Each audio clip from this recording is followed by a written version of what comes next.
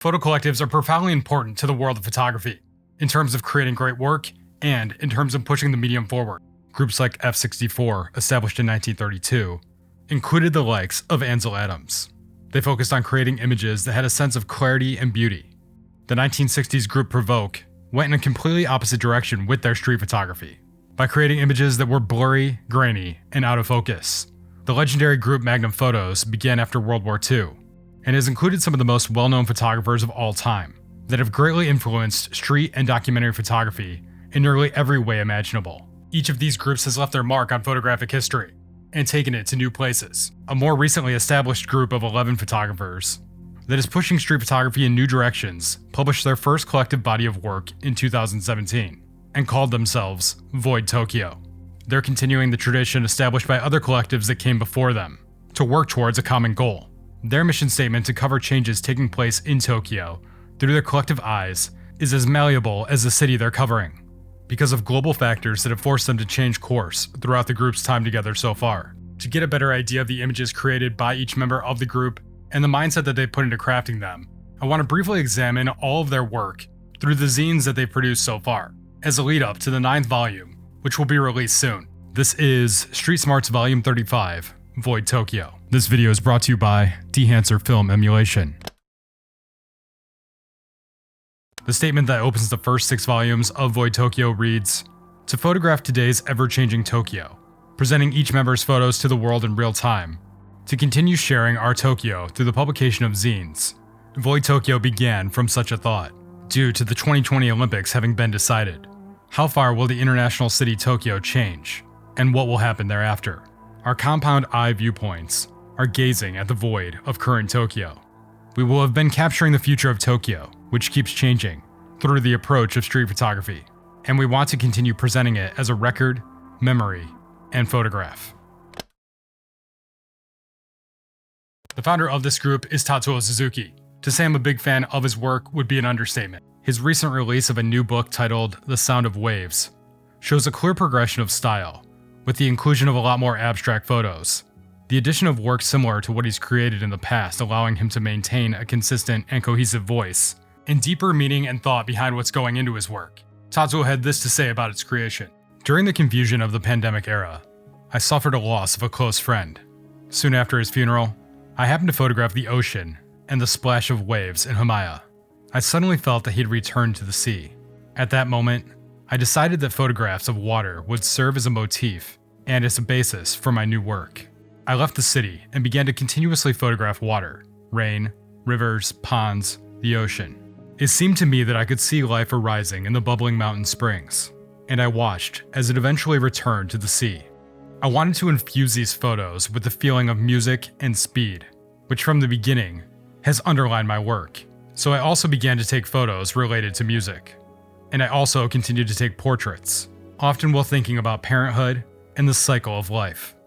On the void of VoidTokyo, Tatsuo said, "We mean void is something buried in everyday life and not noticed. It exists in town, people, or photographer. By presenting this as a photograph, the reader and we, photographers, will be perceiving the void." I've already covered his work extensively in another video, so I'll leave more space in this video to cover the other members of the group. If you want to know more about him, the video dedicated specifically to the work he's created will be linked in the description. Tadashi Onishi is the founder of the incredibly awesome Raozu project that uses a projector to display street photographies onto walls of the streets of Tokyo. The mission statement from him about this project states that it is a street photography exhibition, a project in which photographs taken on the street are projected onto the street. By directly accessing people on the street, who are the main subjects of the snapshots, and returning the images to them, the close relationship between the photographer and a limited number of viewers, which is established through prints and other media, is opened up to people who are not interested in photography. We hope that this will serve as a way of raising awareness of the current state of snapshot photography, which is shrinking due to the unfounded assumption of portrait rights in public spaces, and the overly broad interpretation of anti-nuanced ordinances. Tadashi creates images in a similar vein to many of the VoidTokyo group members, and appears to be extremely dedicated to the craft. First of all, I'm not a professional photographer, but rather a serious photographer, who captures the surroundings of my daily life. Most of the photos I present are perceived as street photography, but in reality, everything in front of my eyes from the time I wake up until I go to bed, from inside the house to the streets, becomes the subject.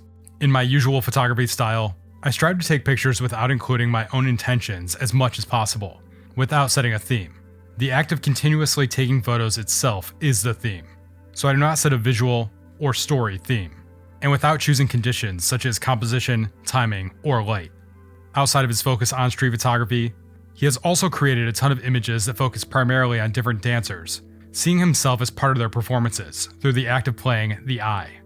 His involvement is felt through the kinetic energy that comes through to viewers of these street performances. This video is brought to you by Dehancer Film Emulation, a plugin to help photographers and videographers achieve the look of film through digital means within the following software.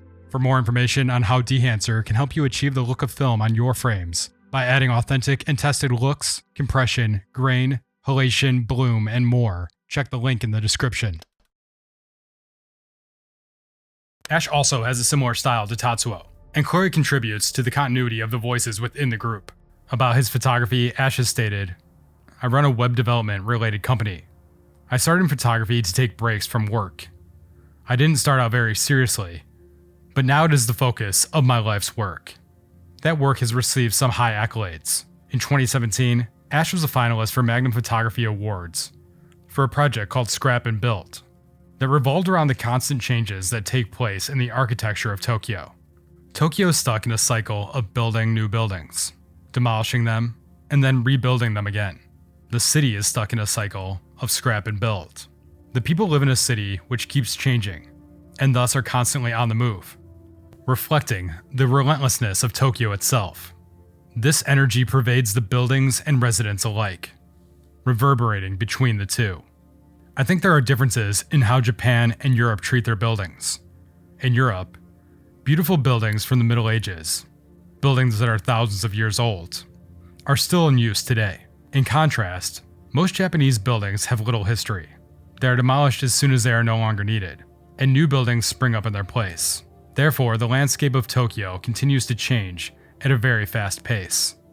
In capturing portraits, Ash believes that subject and distance are the most important elements. The closer, the more faithfully I can convey the facial expressions and gestures of my subjects, the easier it is to read their emotions. In relation to those expressions, he claims that different places will have a huge impact on how any person will act, especially in regard to differences between home life and public places. Focusing on that is very compelling to him. It's a bit like the difference in behavior between domestic and wild animals. The street is a public place. People come into contact with society here. At that moment, they are not as carefree as they are at home. It is absolutely fascinating to me how people's expressions change under such stress. Maybe it is because I see the wild side of their nature.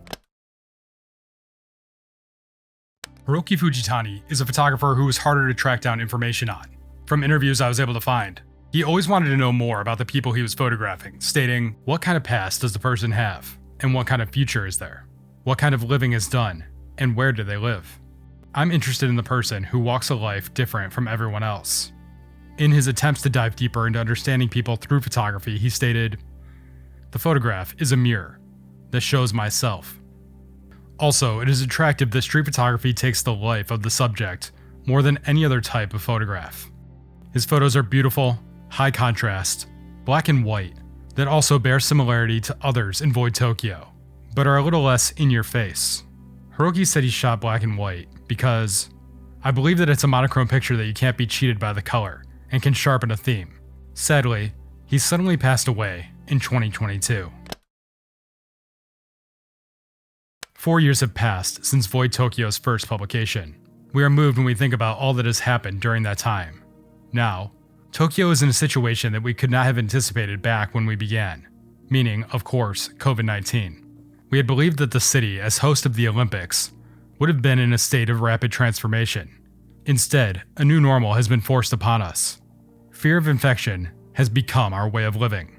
In such circumstances, unsure of whether the Olympics might even be held, VoidTokyo Volume 11 has been created. Our lives during the pandemic are complicated in the work of each photographer. Together, we hope we can convey the atmosphere of the present era. While the concept of the zine has always been to present a composite of Tokyo, made by differing viewpoints. In this issue, we also want to consider how the calamity of COVID-19 has impacted each photographer and their art. We hope that as many people as possible will be able to see and feel it, and we hope that VoidTokyo can contribute to the ongoing development of street photography. Joel Pulliam is a photographer who does what many street photographers of today fail to do, by dialing in his work to focus on consistently creating projects around central themes or things. These include mailboxes, restrooms, and slopes, in terms of things, and summer dreams, Furukawa, and the constellation of dew, in terms of themes. His work has a much calmer demeanor when viewed in comparison to his compatriots within VoidTokyo, but has a similarly heavy focus on contrast with work created in black and white. He lived in the United States and practiced law in New York and DC before relocating to Tokyo in 2018. Like other members of the group, information on Joel was rather limited. Unlike the photographers previously mentioned in this video, Johan Brooks works in both monochrome and color. He's a photojournalist who has lived in Tokyo for over a decade, and shoots in both documentary and street styles. Projects he's completed include Firecore, Young Mountains, and The Erosion Beneath. Firecore and Young Mountains focus on the training and practice of firefighters and sumo wrestlers, respectively. The photos from each are beautiful. In regard to Young Mountains, Johan has stated, "With this series, I hope I've managed to capture something of the calm moments before a bout, the furious flurry of movements, as they use a range of techniques to down or remove their opponents from the ring, and the end of class where practice continues, but also where jokes are cracked and smiles appear. Their youth, something easy to forget when watching them train." The Erosion Beneath was an attempt to display the impact of the pandemic on a country where mask usage had already been the norm beforehand. Johan reflected on this, stating, "While Japan has been relatively unscathed compared to many others, one nonetheless wonders about the mental toll it exacts on the people. And with these things in mind, I arrived at my approach. I looked for ways to shroud, distort, or isolate individuals and scenes of their everyday lives, aiming to convey what I perceived to be a mental condition of a people enduring this pandemic. The images were presented in street lamps in a way that is truly unique and speaks to this photographer's creativity.